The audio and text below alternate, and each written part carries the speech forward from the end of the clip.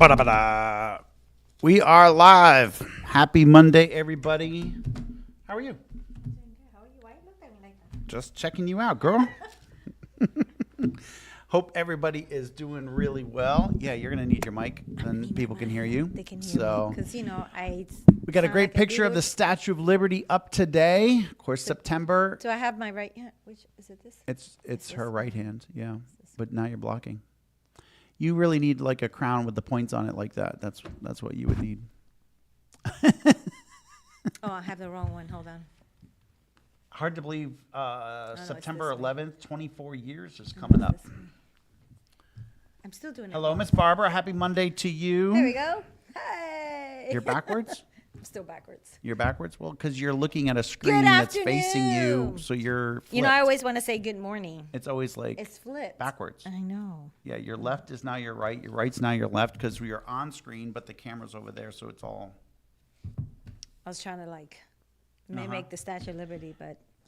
Howdy, Miss How you Lyric. How are you? doing? Hope you're doing really well. Hope everybody had a great weekend. Man, we had great services here at Church in the City over Sunday's service was fire. Oh, yeah. What a great service we had. And D Groups launched this past week. So, I mean, there's all kinds of exciting stuff. Well, they had the ordination. Oh, yeah, the event. ordination That's all service. big, Yeah, big we got some deal. new pastors on the team here at Church in the City. Pastor Joel and Samara, We're right? so excited for those guys. Helping out in Spanish ministry, which they've been doing and such, but they got ordained on Sunday. And then our good friends, Pastor John and Pastor Sandra Hall. Love those guys. They're helping out with our Good News Ministry Training Center. They're the assistant deans this year, and are going to be taking over that program. So God's just doing great things here at Church in the City. So glad that you are a part of our family. We got some announcements. Jason is behind the scenes today, working it. He's got all the screens going, and we appreciate Jason so much. Jason, we got any announcements today that we need to cover? Anything important? A few things that could be important. Okay, awesome. We'll take it.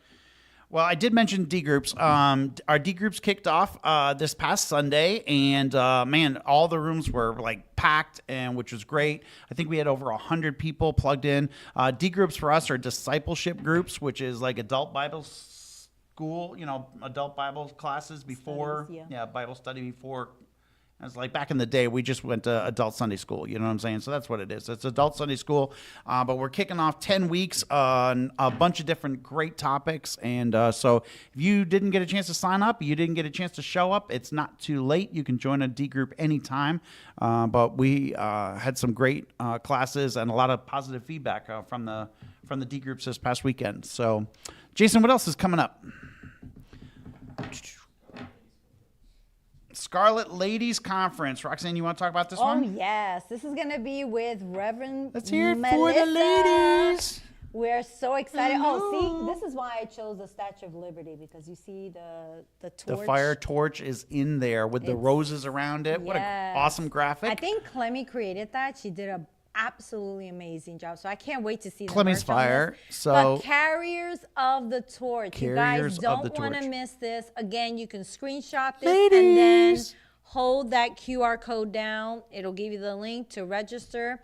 It is going to be a phenomenal. You definitely want to make sure you register because they always have food, and they want to make sure they got all the numbers right. And so if you're planning to come, but don't come alone. Invite somebody. Bring a friend. I already tagged a few friends that I invited to come, and so you want to be able to do that. You doing selfies? Is that what you're doing? I'm trying to Pastor Roxanne is updating her social media as we speak. So, of course, Wednesday night we have our Wednesday night services, 7 o'clock on every Wednesday night. Man, and God's been moving in those services as well. Anything else, Jason? Is that pretty much it? You check my Church Center app. If you don't have the Church Center app, get the Church Center app. Be in the know. I can tell you what's going on. There's some big things coming up down the road. City Adults, Friday night, they're having a City Young Adults service. So if you are in that 18 to 35 bracket or just think you are, go ahead and get registered for that. Young Adults getting together on Friday night for service, and that's going to be a powerful time. So bring your friends, have some fun, worship together, And our next Freedom Bash is coming up on February 20th as well. So that's our next outreach to the community. So, babe, what are we talking about today? Are you going to stop scrolling? Yeah. Okay. It's just like looking at our social media. Not ours, the churches. I mean, I'm still working. So today we're going to be talking about, because we want, that's right, social media work at its finest. I think she's talking about me. Probably. Probably. I mean, it's from Miss Lyric, so it has to be. Yeah. Anyway, so so the title of today is Focus on God and Not the Drama.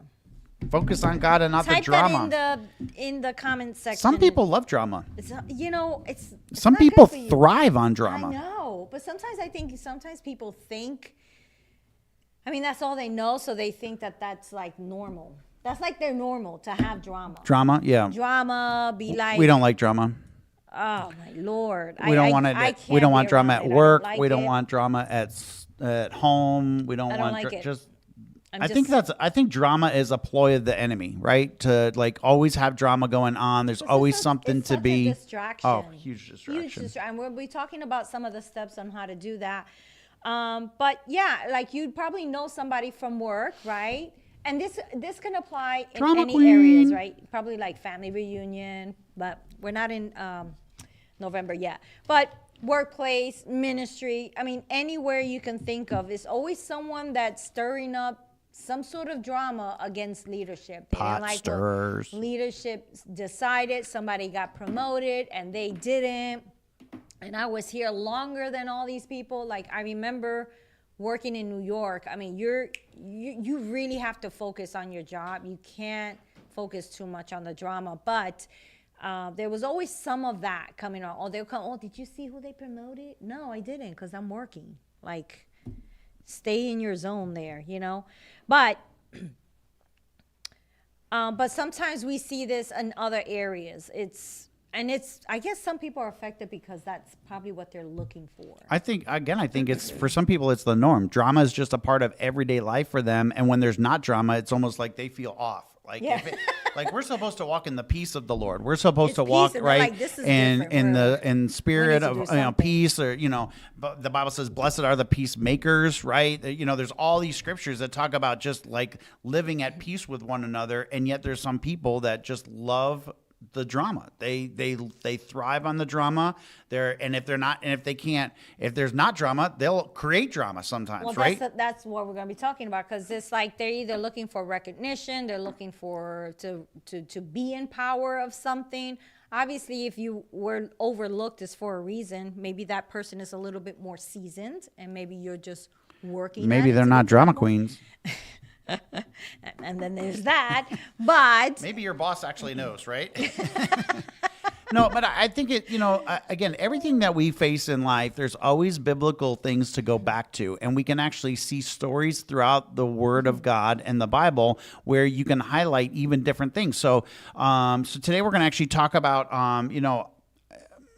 very well-known story in the Bible from Numbers about the children of Israel and the drama that was constantly in the camp as the Lord was bringing them out of Egypt and taking them to the promised land.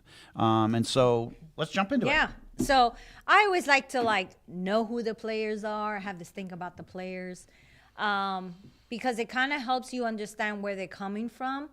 But then, and that's mainly really it, like, when you see somebody acting up, it's like where they're coming from. Something happened. Sure.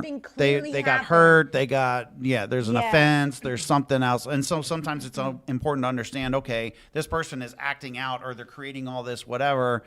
Do I understand where they're coming from and putting it in context, right? Right. Yeah. It just helps me understand where they're coming from and why they're acting that certain way. So we're in number 16. Put it in the comments. 16. Number 16, Really Old good. Testament. Old Testament. Got to go all the way back to the beginning. Back Almost. into time. Okay, so I'm reading out of the Amplified. Although, do I have the other ones on Amplified? Here? Don't worry about it. Okay. So, we're just going to read right from verse 1. So, 16, number 16, verse 1. So now, Quran, Korah. Korah. You know, I'll just make up names. Of Izhar, the son of Kohath, the son of Levi, and so it's really Korah and who are the players? Danath and Abram. Did I say that right? Yeah, Abiram. Oh. Yep, the sons of Eliab and On, the son of Peleth, sons of Reuben. I know that one. So there's a bunch of dudes. There are a bunch of dudes, but it's really just 3 characters there. Okay. Right? And then it says in verse 2, they rose up before Moses with a certain of the Israelites, 250 princesses,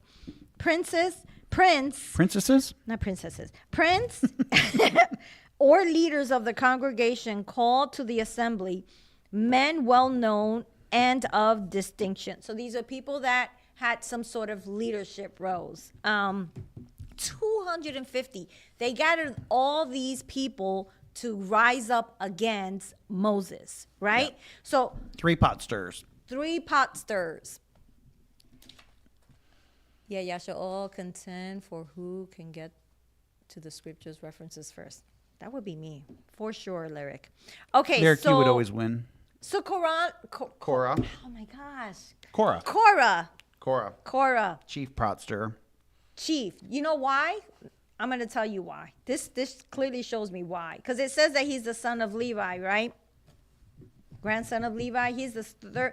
His grandfather is Abram. He's the great-great-grandson of Levi. And it's also the grandson of Abraham. So his whole lineage from Abraham to Jacob to Levi, and then it gets to him. So you can see that he has generation and generations of leaders. Like, he's like the Mac Daddy, according to him. He probably felt that in his own mind, anyway. In his own mind. And I'm just trying to put some sort of like meat to that. And then the other 2 guys, Dathan and Abiram. What did they say? Was it okay? Abiram. I didn't want to say that. Abiram, sure. Abiram, sure. Whatever the dude's name is. Anyway, so they were part of the tribe, but they didn't really have that much of a significance of a lineage in their family tree as the other guy. But the point is that they gathered 250 leaders. These are men of honor. These are famous people that should have known better. That should have known better. They should have just said to him, hey, you're a little off. Just leave it alone. God clearly chose Moses. Just let it go.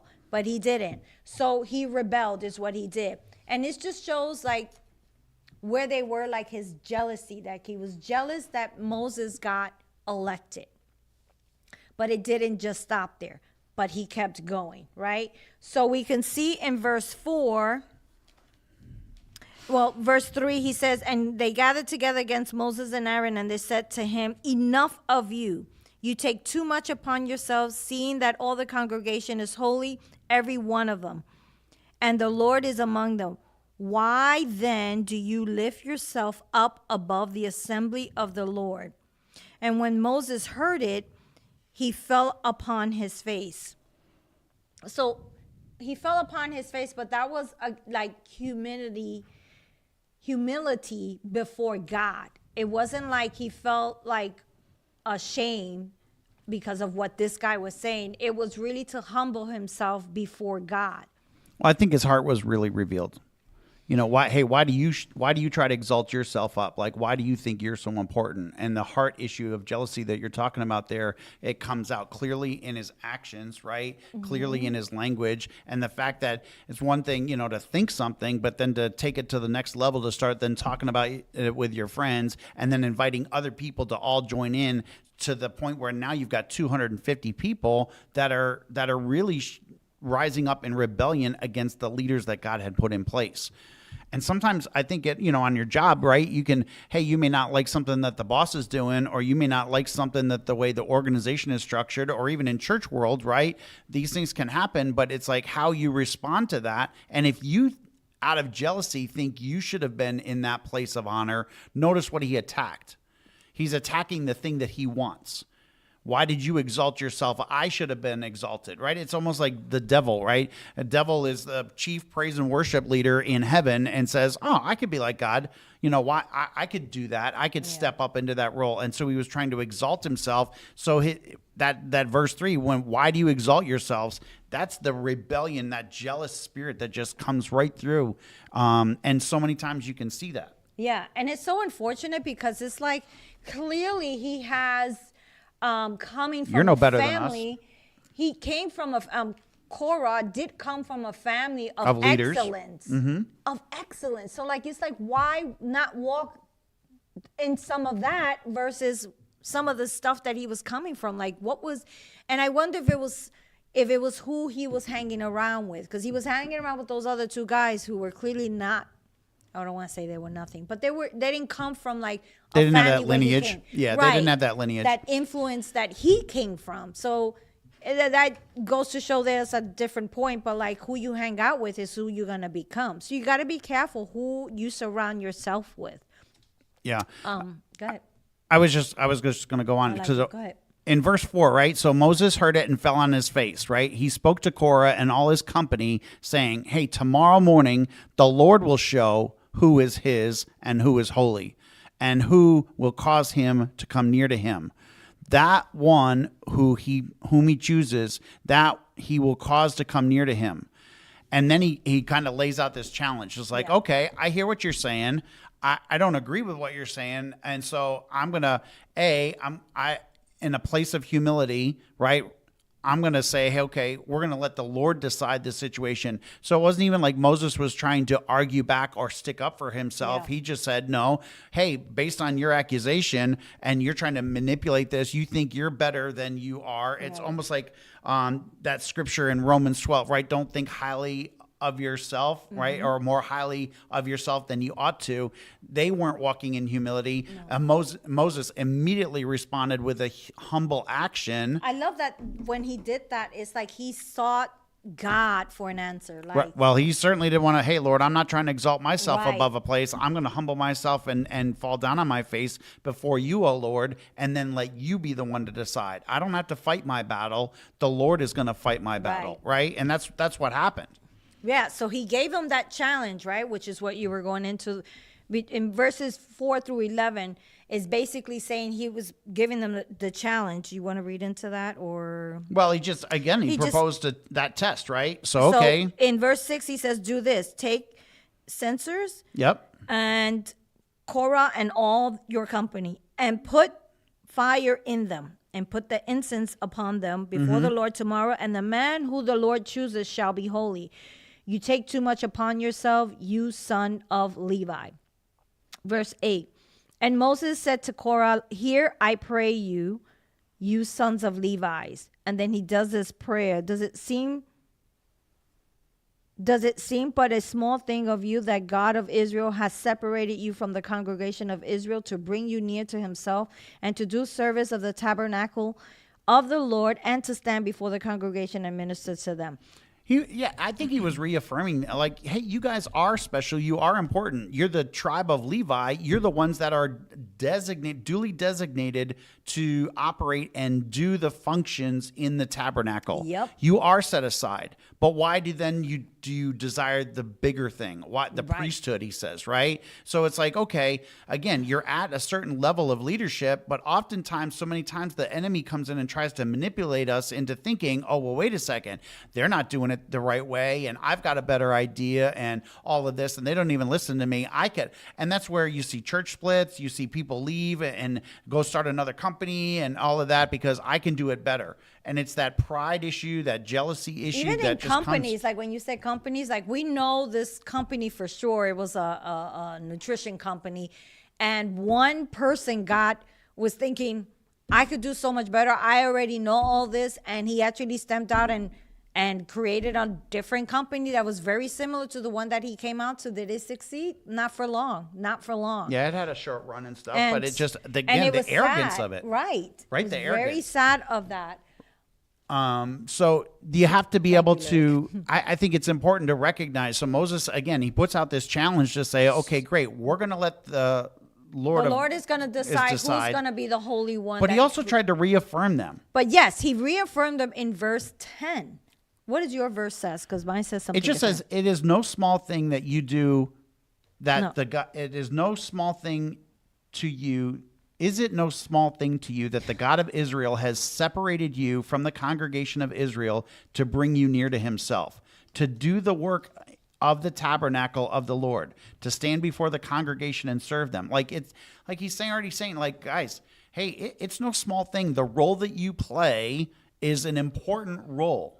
Right. And so he's reaffirming them, but at the same time saying, hey, why start to think above and try to exalt yourself above? What does your verse 10 says? Verse 10 and says that he has brought you near to himself, and that you and all your brethren, the sons of Levi, with you, and are you seeking the priesthood also? Are you seeking the priesthood? See, he's seeking something above his role, which was to bring to work in the tabernacle, right? Right.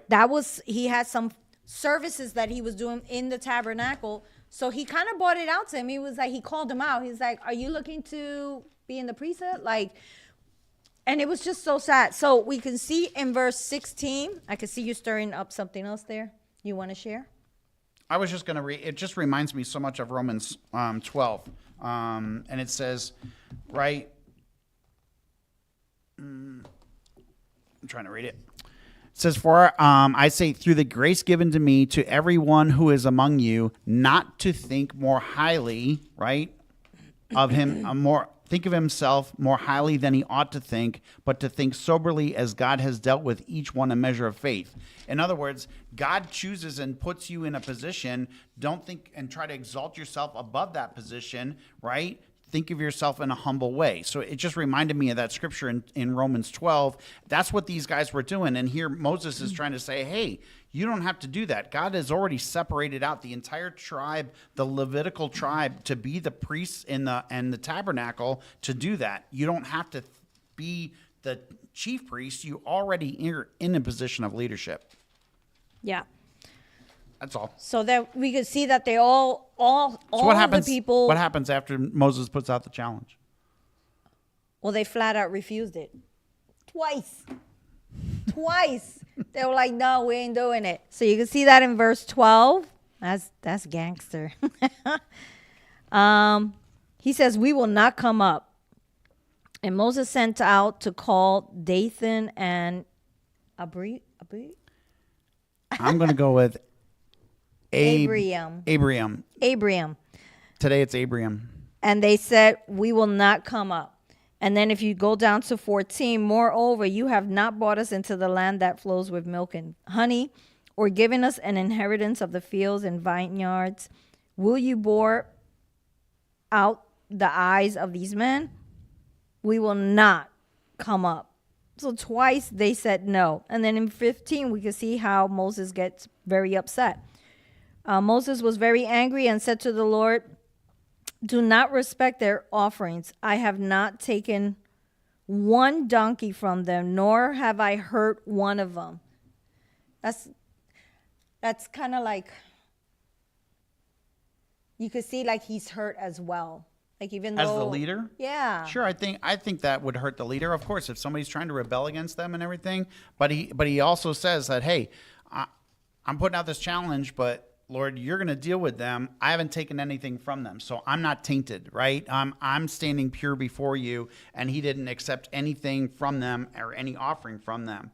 And he says, hey, tomorrow you and all your company will be present before the Lord, and you and they as well as Aaron. And again, he repeats the challenge to have them bring up their censer, put incense in it, and each will bring it before the Lord. You and your 250 compadres, right? All your fellow censors who are all up in arms, both you and Aaron, each with a censer. So every man, right? They took the censer, put fire in it, laid it put the incense in there, and stood at the door of the tabernacle of the meeting with Moses and Aaron. So now they're all it's gathered. about to go down. Yeah, it's about to go down. They're all there. He's there with his 250 people. All of them lit it. All of them lit that thing. And they're like, yeah, we're with you. We're with you. Well, I want to say mojones, but maybe that's not an appropriate thing to say. But you just said it. Korah.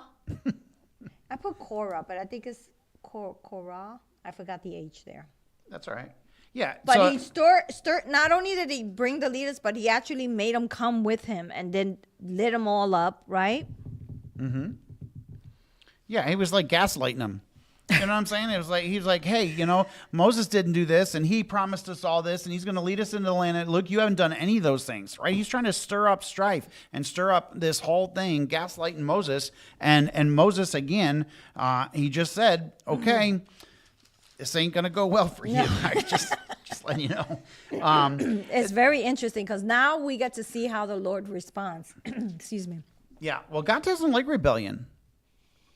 And I think it's so important. Like if we're at a job or we're in a place wherever God has put you right now, it's so important to recognize that He has you there for a purpose. He has you there for a reason. And he over and over again in Scripture, right? Be faithful in what you have now. If you're faithful over little, you may think it's little. These guys thought it was little. Moses was trying to say, hey, this is an important thing that you're doing. And so just because you see yourself that way doesn't mean that that's actually the truth, number one. Number two, if you can't be faithful in the little thing with a good attitude, how is God ever going to take you to another place or a greater place? With greater responsibilities. With greater responsibilities. And guess what? Hey, by the way, in every job, no matter where you think you are on the totem pole of life, guess what? There's going to be somebody that you're going to have to A, answer to, and B, there's going to be things that you're going to have to do that you may not always like to do. It may not be your favorite thing. Right. But God's asking you to be faithful anyway. Right. Right? And everything is unto And the what Lord, these guys everything. did was just the complete opposite. They totally did the complete opposite. And so much so that they challenged not only Moses, but they're basically calling out God. Yeah. And almost basically saying like, oh yeah, hey God, like, don't you even see me over here? Like, we're all that in a bag of chips, and you should have put us in charge. Right. I mean, that's what's happening. So, are we up to verse 20? Oh yeah, because you're excited about that one. The story gets good. I know. I always like it. The plot thickens. Well, it doesn't thicken, but it's not going to go well for these guys. I can just tell you. Verse 20, and the Lord spoke to Moses and Aaron, saying, separate yourselves from among this congregation, that I may consume them in a moment. Thinking God is the God of the Old Testament. He didn't play. I'm just saying. So then Moses and Aaron fell on their faces and said, O God, the God of the spirits of all flesh, shall one man sin and you be angry with all the congregation? So here they are interceding on behalf of the people. As the leaders, they were interceding. Don't punish everybody because of these two or three that stirred up everybody. That were sinning. Right. Yes. Right. So here they are interceding on behalf of the people, saying, hey, don't do that. So the Lord spoke to Moses and said, okay, then speak to the congregation and tell them, you better get out of here, get away from their tents, from Korah, Dathan, and Abiram. And so he said, okay, get everybody else out of there. So Moses rose and went and told all the elders and followed him. And he spoke to the congregation saying, depart now from the tents of these wicked men. Touch nothing of theirs, lest you be consumed in all their sins. So notice the rebellion, that's a sin. I didn't even think that was a sin. I thought that was just like, rebellion is like, I'm in my feelings and no, I don't want to do that. No, I'm not going to do that. That's a rebellion. That's a sin. And it clearly says it there. Oh, yeah. Well, and rebellion is a big sin. I mean, God doesn't play. Well, yeah, because people rebel against the things he asks us to do. And right. I mean, in this story, they're still, actually, they are rebelling on the things that God said to do, right? Because God told Moses to present this challenge to them, and they said no. Yeah, what's the scripture, right? 1 Samuel 15, rebellion is as sinful as witchcraft. Ooh. 1 Samuel 15. Look it up real quick. So again, if you have a rebellious attitude, you may think, oh well, it doesn't matter, and and all of this, and you can try to justify it in your head. And we see this at work. I've been in leadership and management positions in secular companies, not just in ministry and in leadership there, but you see it all the time, and it happens because we have this thing in us that we're like trying to, I got to stand up for my rights, and they got to recognize me, and all those kind of things. And this is what people do. What and was it's it actually verse? a rebellious spirit. 1 Samuel 15. 15 what? 15:23. 23, it says, for rebellion is a sin of witchcraft, and stubbornness is as idolatry, because you have rejected the word of the Lord. He also has rejected you from being king. So it's not just the rebellion part, it's also the stubbornness. Well, I'm not going to do that. They're not going to tell me what to do at my job. Who does he think he is? You know what I'm saying? Like, I'll get to that when I get to it. I'll just, I know better than the boss or my manager or my supervisor. People have those kind of attitudes all the time. And the Bible clearly says that is evil. Right. And it's not like Quran went directly to Moses. He actually went. No, and yeah, got he went. all He was the pot leaders, stirrer. Yep. And he was going around the whole system. If I get enough people on my side, then they'll have to listen to me. Right.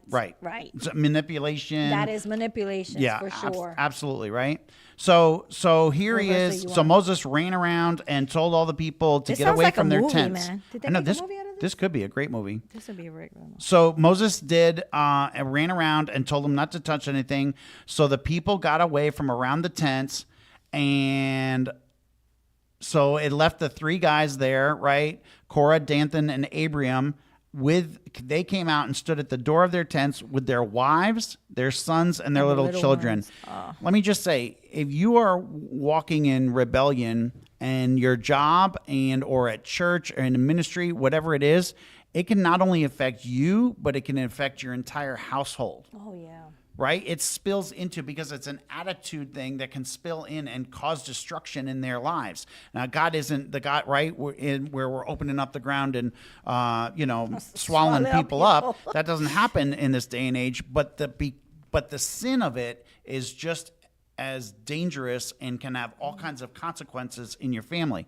And so here they are, they're standing at the door, and Moses says in verse 28, by this you shall know that the Lord has sent me to do all these works, for I have not done them of my own will. So it was the Lord that put me in place. It was the Lord that made me the leader. I haven't done this on my own will. If these men die naturally, like all men, or if they are visited by a common fate of all men, then the Lord has not sent me.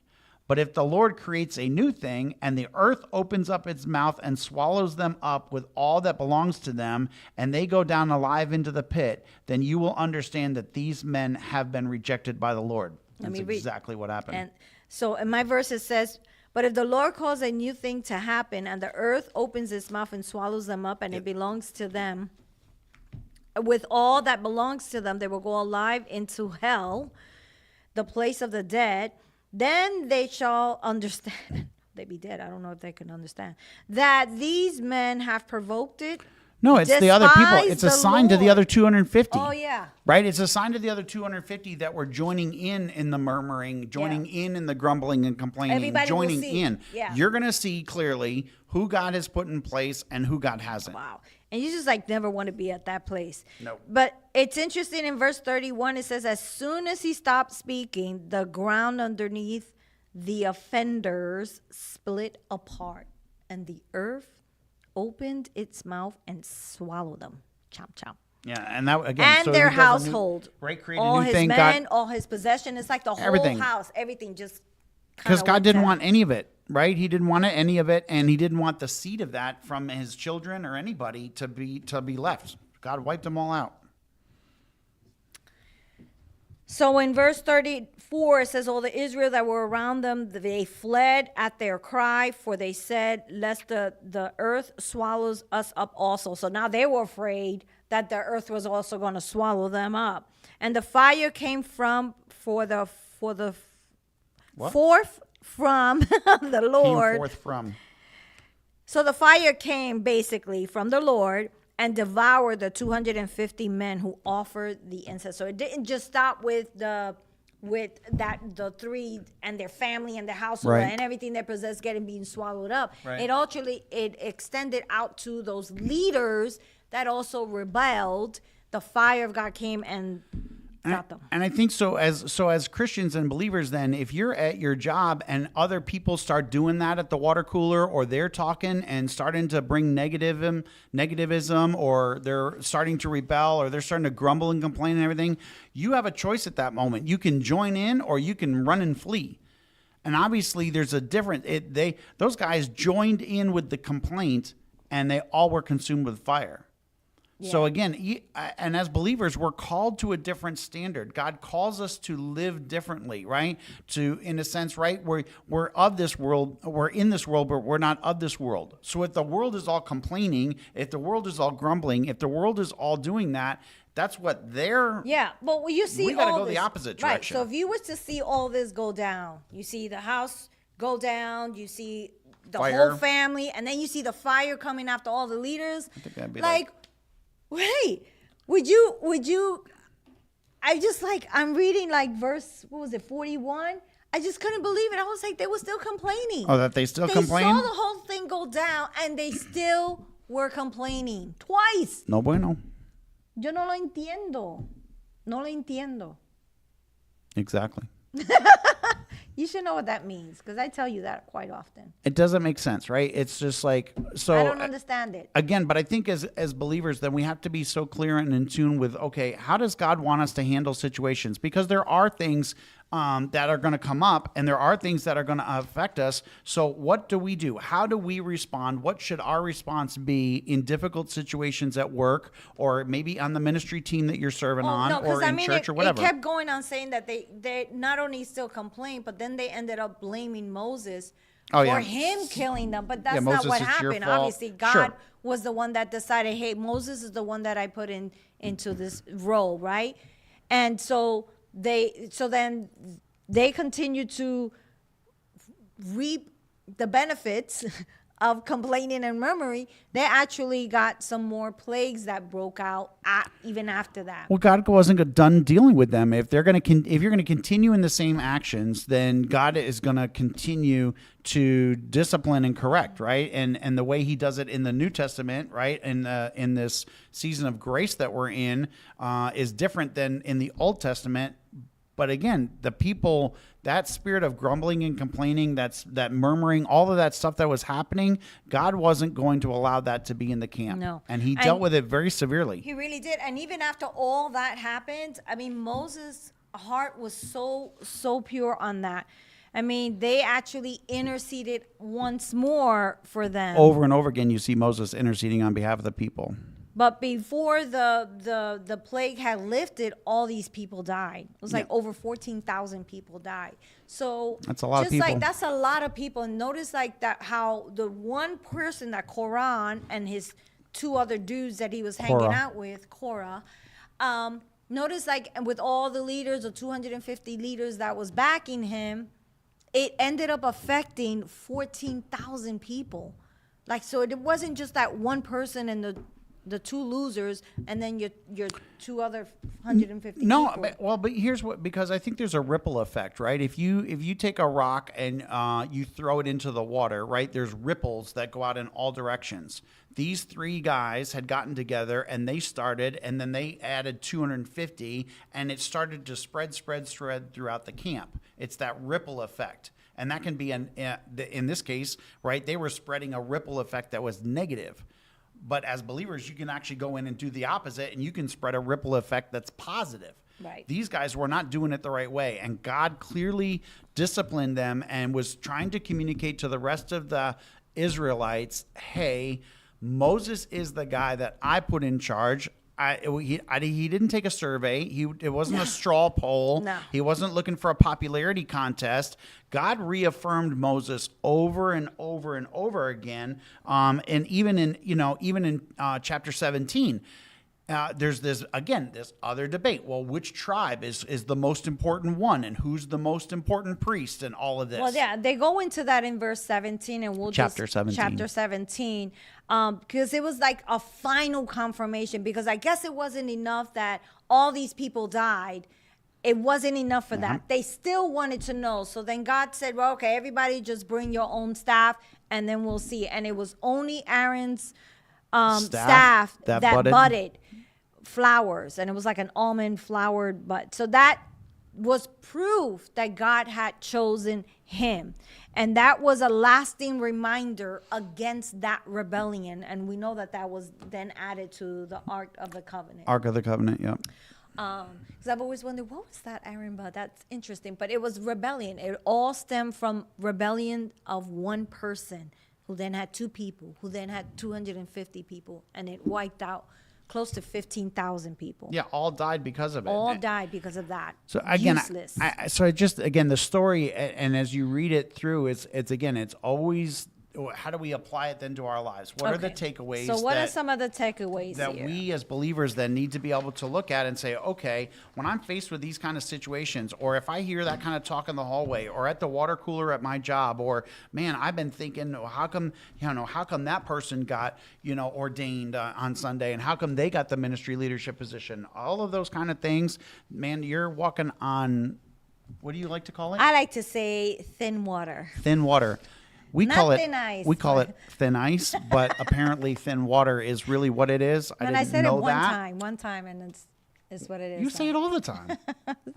Anyway, so we want to leave you with 3 things, right? 3 things that you can do. On how to respond right. when there's rebellion. It doesn't matter in what area. It doesn't matter if it's work, church. It doesn't matter. But how do you react when you see someone else rebellion? Against leadership, against their boss, whoever, it doesn't even matter. The number 1 thing you want to do is stay focused on your assignment. What has God called you to do? Stay focused. So let's look at Galatians 6:9. Galatians 6:9 says, and let us not lose heart or grow weary and faint in acting nobly and doing right, for in due time and at the appointed season we shall reap, if we do not loosen or relax our courage and faint. That must be the Amplified Classic It sure version. is, because it went on and on. I yeah, love that. Don't grow weary in well doing, right? That's it's it. like, okay, so stay focused on what you're supposed to be doing. And yeah, do you want to get a promotion? Do you want to get a raise? Do you want to be able to grow when whatever you're doing? Of course. But God will do it in the right season when we keep our hearts right. And that means we don't grow weary in well doing. Don't let that complaining attitude come on you. No, continue to do your job with excellence. Yeah, because continue if you to do that, it with honor. It's not well doing. If I'm going to start complaining, that's not well doing. I will be well doing. The other thing that I would say on this point on staying focused on your assignment is recognize who you're truly working for. Right. The Bible says that we do all of our work as unto the Lord, right? Colossians 3, I think it is, 3:23 maybe, right? Do everything as unto the Lord, knowing that it's truly him that you're serving, right? Not just mere man. So yeah, you work for a boss, but ultimately everything that we do as believers is as unto the Lord. And if you stay focused on that, if you keep your eyes on that, then you don't have to worry about all the other stuff that's going around you. You can just whatever, I don't care. Right. Because that leads us to point number 2, and that's not to be distracted or offended. Because that's a lot of white noise. That's a lot of white noise coming out. You're going to get distracted. You have an assignment to do, and you're not well doing because now you're distracted and being offended. You can get offended when it comes to that. And that we can find in Psalms 119, 165. It says, the great peace have they which love the law, and nothing shall offend them. Of course, I want to read it in the Just Amplified. choose to be unoffendable. Be like you're going to walk in unoffendable. love and you're going to walk in forgiveness. And it's like, again, they can say whatever they want to. I choose to be unoffendable. Yeah. You say whatever you want to. I know what God's called me to. I know, and I'm secure in that. Like you can say whatever you want to. And so I choose to be unoffendable. I'm not going to respond. It says, great peace have they who love your law. Nothing shall offend them or make them stumble. Where are you? Nothing. That's Psalms 119. 165. 119, 165. That's a long chapter. I think it's the longest chapter in the Bible. Great peace. I have those who Let me love the see. law. Who loves the law? Who loves the Lord? 165. Yeah, nothing causes them to stumble. I like this version that says nothing shall offend Yeah, them. mine says nothing shall offend them too. Yeah. So nothing shall offend but that's them. a distraction. And that's what distraction does. It keeps you away from your assignment, and then you don't complete what you've been given. And Well, it also reminds me too. It reminds me, hello, Miss Dawn. Reminds me too is like, you know, the story of the talents, right? The master gave one person 1 talent. He gave another person 5 talents, and he gave a third person 10 talents, and he told them to steward it well. They couldn't afford to get distracted or get offended. They had to stay focused. And so what happened, right? The guy with 10, he went out and multiplied it. And when the master returned, not only did he have the original 10, he had 10 more. And he said, well done, good and faithful servant. To the guy he gave 5, he doubled it and got another 5. He said, well done, good and faithful servant. But the guy that was just the 1, he didn't do anything with the opportunity that he was given. He did nothing with that opportunity. Instead, he just buried that talent in the sand and did nothing with it. So there was no fruit that came from it. If that's your response when you're given tasks or assignments or things, you want to do the best you can with it, and you want to see that thing grow and let the Lord honor you because of your faithful service, because of your faithfulness in that task that you've been given to. It may not even be a big assignment. It may not be a big thing, but are you trustworthy? Can you complete it? Can you get it done? Just be well-doing. And can you do it without grumbling and complaining and murmuring and all those other things? So point number 3 is trust God to judge the motives. Trust God to trust the motives, because we look at what happened in chapter 16, where the rebellion from Korah was manipulation. It was manipulation, and it showed his jealousy and it showed his ambition. But then we also saw the response to that. He showed he was protecting. He was protected. He was appointed. Moses. He was appointed. Moses was appointed. Right. But then the people's reaction was to murmur. Those are some people standing. We say around the water. The water cooler. The water cooler. I don't know if jobs still have that. I'm sure they do. Some jobs do. I mean, we have 2 of them here. We have water fountains. And water fountains. Same thing. Same thing. Yeah. So the people reaction, stirring, still murmuring, that showed deceptions linger in their hearts, right? Yeah, and God is always going to judge the motives of your heart, even if you don't speak it out loud. Worse when you speak it out loud, but your heart motives, your heart God is carrying it, right? Right. And then it goes in. Then we can see how Moses and Aaron both interceded for these people. It just showed humility, and it also showed true leadership on their behalf. And then we see at the end how God restored them, right? Showing mercy and reaffirmation of the leadership and authority that he placed on both Aaron and Moses. So point number 3, trust God to judge the motives. This is going to be found in 1 Corinthians 4, 5. verse 5. You are open to it? Yeah, so therefore judge nothing before the appointed time. Wait until the Lord comes. He will bring to light what is hidden in darkness and will expose the motives of the heart. So again, if somebody out there is talking about you, maybe they're talking trash about you. Maybe they're jealous and they want your position and everything. So they start murmuring and everything. If you stay focused and you're doing your job as unto the Lord and you don't get distracted or offended by all of that, God is going to judge the motives of the heart and the truth will come out eventually. And so you don't have to like necessarily stand up to defend yourself, right? You don't have to. God is the great battle has already defender, been won, right? The battle has been won by the Lord, and He is your shield and your rear guard. It's like no weapon formed against you would prosper. So, are you declaring the word over the situation, or are you going to in turn respond out of a spirit of offense and then try to stick up for yourself? And well, no, they were doing this and they were trying to do. No, let God. God's going to judge all that stuff. Are you keeping your heart pure? Right, and you want to be at peace, because there were times that I'm enough. I'm gonna protect myself. I'm gonna speak up for myself. I have a right. Yeah, I have a, and I've done that. But it's so much better when you just give it a give God. it to the Lord. You know, you in can't prayer. fix stupid, but He can. Just saying, that should be a saying. Give it to the Lord in prayer. Absolutely. So again, trust that God is going to judge the motives, and God is going to reveal those things that are hidden and stuff. And so you can just like be at peace in that. Yeah. And remember, in all things, honor the Lord. In all the, Romans 8:28, all things work together for good to those who trust him. Right. And I mean, in the Amplified, he says he will both bring to light the secret things that are hidden in darkness and disclose and expose the secret aims, motives, and purposes of their heart. Then every man will receive his due commendation from God.